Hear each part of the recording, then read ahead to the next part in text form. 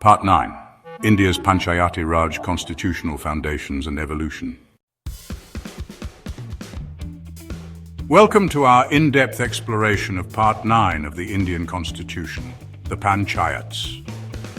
This section, covering Articles 243 to 243.0, forms the backbone of rural self-governance in India.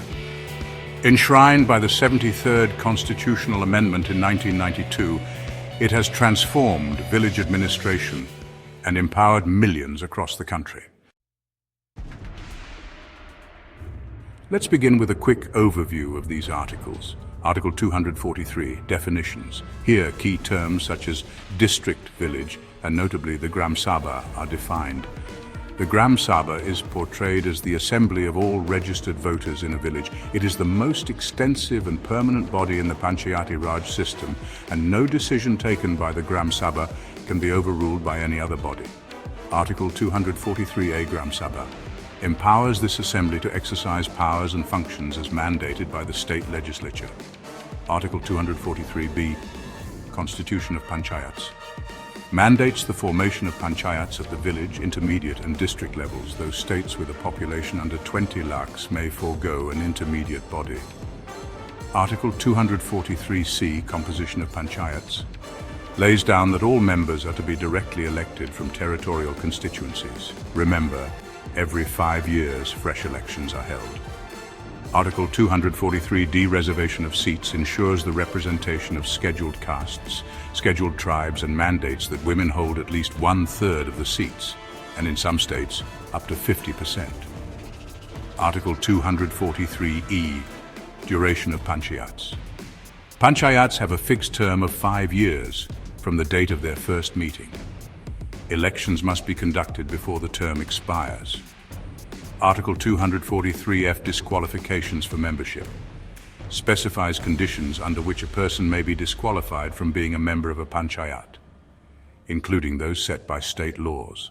Article 243G, Powers, Authority and Responsibilities, grants panchayats the authority to function as self-governing institutions, handling matters listed in the 11th Schedule. Article 243H, Powers to impose taxes and funds, allows panchayats to levy taxes and receive funds from the state government for local governance.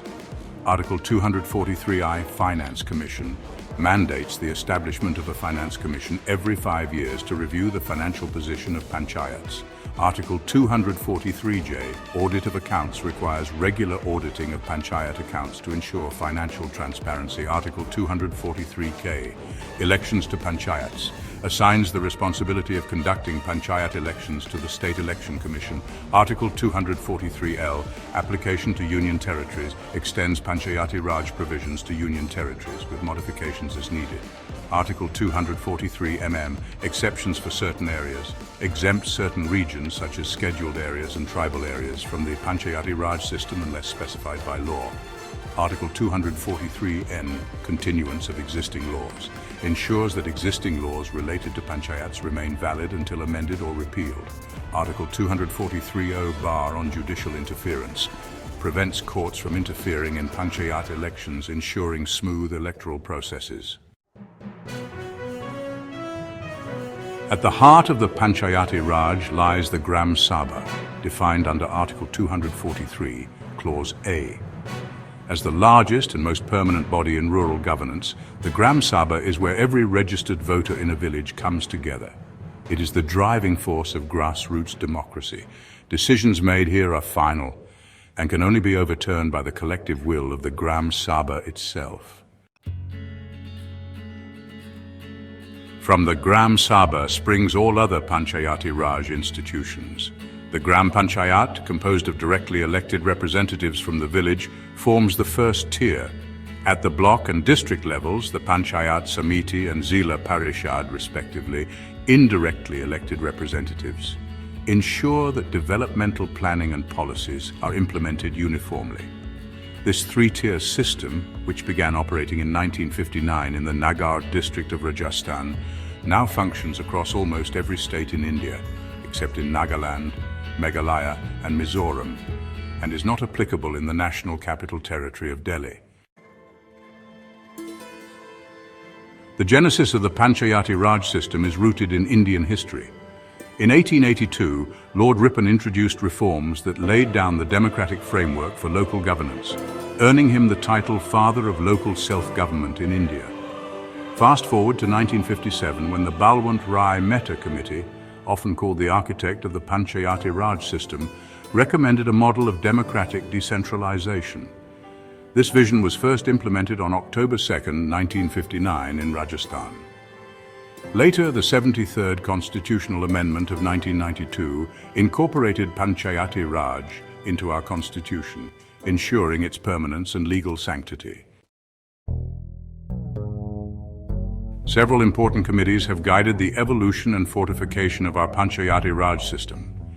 The Balwant Rai Mehta Committee in 1957 laid the foundation by recommending a three-tier Panchayati Raj system. Then the Ashok Mehta Committee in 1977 proposed a revitalized structure, often suggesting a two-tier system to empower local bodies and ensure financial independence. The Hanumantha Rao Committee in 1983 focused on strengthening and revitalizing Panchayati Raj institutions. The GVK Rao Committee in 1985 reviewed administrative frameworks, emphasizing the role of district-level governance. The LM Singhvi Committee in 1986 underlined the need for constitutional recognition and corroborated the significance of Gram Sabhas as embodiments of direct democracy. Finally, the PK Thungon Committee in 1989 recommended constitutional safeguards, financial devolution, and streamlined electoral processes to enhance local self-governance. Complementing the Panchayati Raj system is the 11th Schedule of the Constitution, introduced by the 73rd Amendment. This schedule outlines 29 critical subjects entrusted to the Panchayats. These range from agriculture, land reforms, animal husbandry, fisheries and irrigation, to rural housing, electrification, education, healthcare, and even poverty alleviation programs. In essence, it empowers Panchayats to address almost every aspect of rural development, ensuring that governance and development go hand in hand. Part 9 of the Constitution does more than organize local governments.